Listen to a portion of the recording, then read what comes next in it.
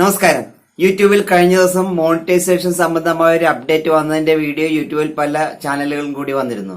അപ്പോൾ അതിനകത്ത് പറയുന്നത് 1000 സബ്സ്ക്രൈബേഴ്സ് 4000 മണിക്കൂർ സമയം തികഞ്ഞാൽ പോലും നമുക്ക് മോണിറ്റൈസേഷൻ ആകണമെങ്കിൽ ചില കടമ്പകൾ ഉണ്ടെന്നുള്ള രീതിയിൽ പലരെയും ടെൻഷൻ അടിപ്പിക്കുന്ന കാര്യങ്ങളാണ് പല വീഡിയോകളിലൂടെയും പറഞ്ഞിരുന്നതായിട്ട് ഞാൻ ശ്രദ്ധിച്ചിരുന്നത്. എന്നാൽ ശരിക്കും പറഞ്ഞു കഴിഞ്ഞാൽ ഇത് പുതിയ യൂട്യൂബർമാരെ പലരെയും ടെൻഷനിലാക്കിയ കാര്യങ്ങളാണ്.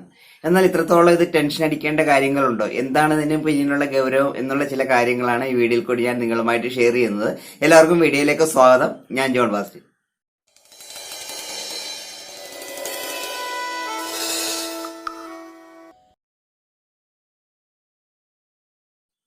അപ്പോൾ യൂട്യൂബിലെ പുതിയ അപ്ഡേറ്റ് സംബന്ധമായി പലരും ടെൻഷൻ അടിച്ചിരിക്കുകയാണെന്ന് നമ്മളിവിടെ പറഞ്ഞു. അപ്പോൾ യൂട്യൂബിൽ ഒരുപാട് നല്ല അപ്ഡേറ്റുകളുടെ വന്ന കൂട്ടത്തിൽ ഇതുപോലെ ഇടക്കിടക്ക് ചെറിയ ചില നമ്മളെ ടെൻഷൻ അടിപ്പിക്കുന്ന അപ്ഡേറ്റുകളും വരുന്നുണ്ട്. എന്നാൽ അപ്പോൾ നമ്മളിവിടെ ഒരു കാര്യം മനസ്സിലാക്കിയിരിക്കേണ്ട, യൂട്യൂബ് വളരെ കൃത്യമായിട്ട് അത് പറഞ്ഞിട്ടുണ്ട്. അതായത് ആക്റ്റീവ് സ്ട്രൈക്ക് ഉണ്ടെങ്കിൽ മാത്രമാണ് മോണിറ്റൈസേഷൻ സംബന്ധമായിട്ട് പ്രശ്നങ്ങൾ ഉണ്ടാകുന്നത്. കാരണം അത് വാണിംഗ് ആണെങ്കിൽ യാതൊരു പ്രശ്നവും ഇല്ല.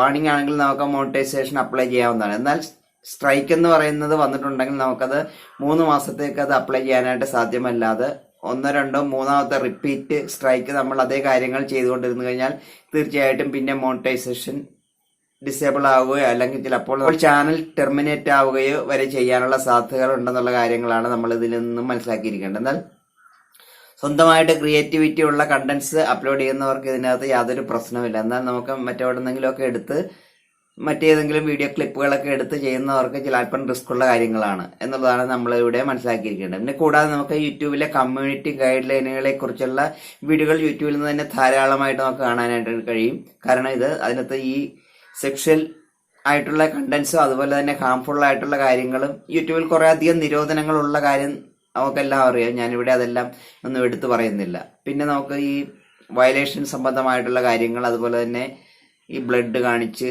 ഉള്ള ന്യൂസ് ചാനലുകളിലൊക്കെ കാണുവാനായിട്ട് കഴിയും. അതുപോലെ തന്നെ നമ്മൾ ന്യൂസ് ചാനലുകൾ കാണിക്കുന്ന ചിലപ്പോൾ അവർക്കത് അതിൻ്റെതായ ചില കാരണങ്ങളുണ്ടാവാം. അവർ അതിന്റെ ജെന്യൂനിറ്റി എല്ലാം കാണിക്കേണ്ടത് ഒരു സാഹചര്യം വരുമ്പോൾ, എന്നാൽ പോലും നമുക്ക് യൂട്യൂബിൽ അധികം ഈ അപകടാവസ്ഥ അല്ലെങ്കിൽ ഭീകരാവസ്ഥ തോന്നിക്കുന്ന കാര്യങ്ങളൊന്നും പാടില്ല എന്നുള്ള കാര്യങ്ങൾ നമ്മളിവിടെ മനസ്സിലാക്കിയിരിക്കേണ്ട കാര്യങ്ങളാണ്.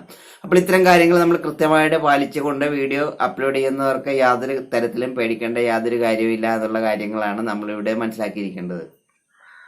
അപ്പോൾ യൂട്യൂബിലെ പല വീഡിയോകളും കണ്ടു കഴിഞ്ഞാൽ മോണിറ്റൈസേഷന് അപ്ലൈ ചെയ്യുന്ന കാര്യം വലിയ ബുദ്ധിമുട്ടായിട്ടുള്ള രീതിയിലാണ് പല വീഡിയോകളിലും ഞാൻ കാണാനിടയായത്.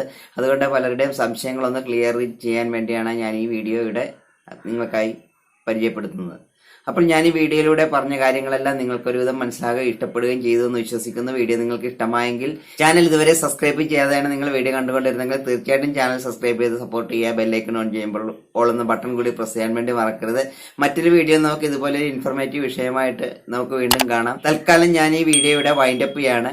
Good bye.